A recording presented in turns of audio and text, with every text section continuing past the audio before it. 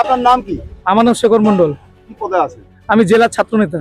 কি আজকে কি সমস্যা, কিসের জন্য আপনার আন্দোলন? আপনারা সবাই জানেন আমাদের রায়গঞ্জ সুনাথ কলেজে এইবার প্রথমবার মেগাস্টার দীপক অধিকারী, আমাদের প্রিয় সাংসদ দেবদা 7 তারিখ বেলা 5টার সময় রায়গঞ্জ সুনাথের প্রাঙ্গণে আপনার ফিল্ম প্রমোশনের জন্য আসছে রঘুরাঘাত। সেটা আপনারা সবাই জানেন। সেই উদ্দেশ্য করে আমরা উৎসাহ হয়ে কিছু ব্যানার ফ্লেক্সটন বানিয়েছিলাম। সেটা রায়গঞ্জের শহরের বুকে আমরা সেই ব্যানার ফ্লেক্সটনগুলো লাগিয়েছিলাম, যাতে সবাই জানতে পারে, সবাই আসতে পারে মেগাস্টার দেবকে দেখার জন্য সেই প্রমোশন। কিন্তু দেখা যাচ্ছে আজকে আমরা যখন মাঠে সবাই ছিলাম, সেই সময় খবর আসে ভাই বোনরা বলছে, দাদা আমাদের কলেজের ব্যানারগুলো কেন খুলে নেওয়া হচ্ছে, দেবদার ব্যানার কেন খুলে নেওয়া হচ্ছে। তো সেই স্বতঃস্ফূর্তভাবে আমরা ব্যাপারটা দেখি। তখন দেখতে পাই যে রায়গঞ্জের এই ব্যানারগুলো খোলার সাহস তো আমার মনে হয় না রায়গঞ্জ পৌরসভা ছাড়া আর কারোর থাকতে পারে। যথারীতি আমাদের কিছু ভাই বোনেরা ছবি দিয়েছিল, সেই ছবিতে দেখা গেল রায়গঞ্জ পৌরসভার গাড়িতে করে সেই ব্যানারগুলো খুলে খুলে একসাথে করে নিয়ে যাওয়া হচ্ছে। তো আমরা কসবা থেকে একদম শিলিগুড়ি মোড় অব্দি ব্যানার লাগিয়েছিলাম। ব্যানার খুলে কোথায় নিয়ে গেছে?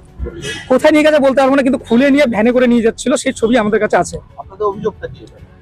আমাদের অভিযোগ যে রায়গঞ্জের বুকে তো অনেক ব্যানারই লাগানো আছে, দেখা যাচ্ছে, সে আপনারাও দেখতে পাচ্ছেন। তো আমরা ছাত্ররা একটা প্রমোশন করছি রায়গঞ্জ স্টুডেন্ট কলেজে প্রথমবার, তাতে কারোর ব্যক্তিগত কোনো আঘাত লেগেছে কিনা আমরা জানি না, আমরা কোনো অন্যায় করেছি কিনা জানি না। যদি অন্যায় করে থাকি সংবাদ মাধ্যমে সেটা আমাদেরকে বলবেন। তো সেই উৎসাহটা, ছাত্রছাত্রীর উৎসাহটা নষ্ট করার পিছনে কারোর ব্যক্তিগত স্বার্থ কেন আছে, সেটাই আমাদের প্রশ্ন। পৌরসভা কেন করবে সেটা ব্যাপারে বলতে পারছি না, কিন্তু দেখা তো যাচ্ছে যে পৌরসভার ভ্যান বা গাড়িতে করেই আমাদের ব্যানারগুলো খুলে নিয়ে যাওয়া হচ্ছে।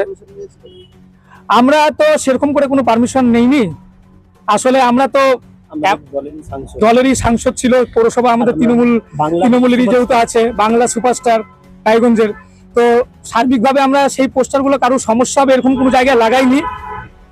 যদি কোনো সমস্যা থাকতো তাহলে আমার মনে হয়, আমিও একজন ছাত্র নেতা, তা আমারও মনে হয় আমাদের একবার বলা উচিত ছিল পিছনে, কেননা ওই ব্যানারের মধ্যে নাম ছিল রায়গঞ্জ সুরেন্দ্রনাথ মহাবিদ্যালয়, ওখানে কোনো পার্টির চিহ্ন ছিল না। একবার কলেজকে জানানোর প্রয়োজন ছিল। আর যদি মনে হয় যে আমরা কোনো অন্যায় করেছি, আমি বলবো যে পৌরসভা দেখা তাহলে যে কত নিয়ম নিষ্ঠার সাথে পৌরসভার সব ব্যানারগুলো লাগানো হয়েছে রায়গঞ্জের বুকে। আপনারা এই নিয়ে পৌরসভার সাথে কথা বলেছেন? না, আমরা পৌরসভার সাথে কোনো ব্যাপার নিয়ে কথা বলিনি। কথা বলবেন? হ্যাঁ, এখন তো বলতে হবে। আজকে কি কর্মসূচি করবেন? আজকে আর এরকম আমাদের কোনো কর্মসূচি সেরকম কিছু নেই। আমরা ছাত্র আন্দোলনের দ্বারা আমরা আমাদের প্রতিবাদটা জানালাম। কারোর ক্ষতি বা সমস্যা করে এই আন্দোলন আমরা করব না, তৃণমূল ছাত্র পরিষদ এটা শেখায় না আমাদেরকে। তো আমরা সংবাদ মাধ্যমে জানালাম, আশা করি রায়গঞ্জের সাধারণ জনবাসী সেটার উত্তর দিয়ে দেবে। ঘটনা, এটা নিয়ে কি বলবেন?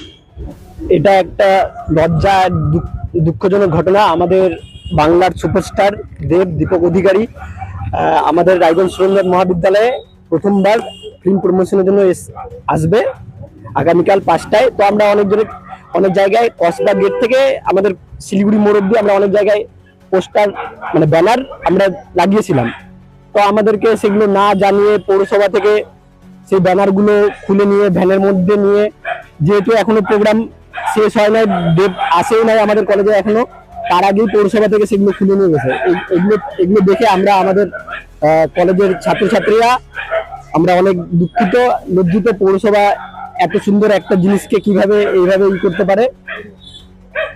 আপনারা কি এটা জানাবেন পৌরসভা? হ্যাঁ, এটা আমরা জানাবো। আমরা আন্দোলনের মাধ্যমে এটার এক বিরোধী জানালাম যে আমাদের বাংলা চলচ্চিত্রের সুপারস্টার দেব অধিকারী আসাতে পৌরসভার কি সমস্যা বা আমাদের পোস্টার ব্যানার নিয়ে কি সমস্যা, সেটা নিয়ে আমরা একটা করলাম, বিক্ষোভ মিছিল করলাম। আপনাদের দলেরই সাংসদ? হ্যাঁ, আমাদের দলেরই সাংসদ। আর তার থেকে বড় ব্যাপার হলো আমাদের বাংলার সুপারস্টার।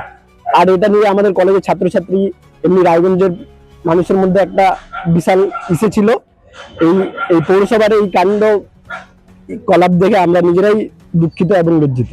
উনি সাংসদ হিসাবে আমাদের কলেজে আসছিলেন না, উনি সুপারস্টার হিসাবে, বাংলার সুপারস্টার হিসাবে আমাদের কলেজে এসেছেন। নর্থ বেঙ্গলের সেরা সুপার স্পেশালিটি হাসপাতাল জীবনরেখা, অভিজ্ঞ ডাক্তার, আধুনিক lab, 24x7 emergency services, neurology, cardiology, orthopaedics, gastro, দন্ত ও চোখের চিকিৎসা একসাথে, আইসিইউ, NICU এবং NABL accredited pathology lab, জীবন রেখা হসপিটাল। আপনার জরুরি মুহূর্তে অ্যাম্বুলেন্স পৌঁছবে ঠিক সময়েই। কল করুন 83730 66655।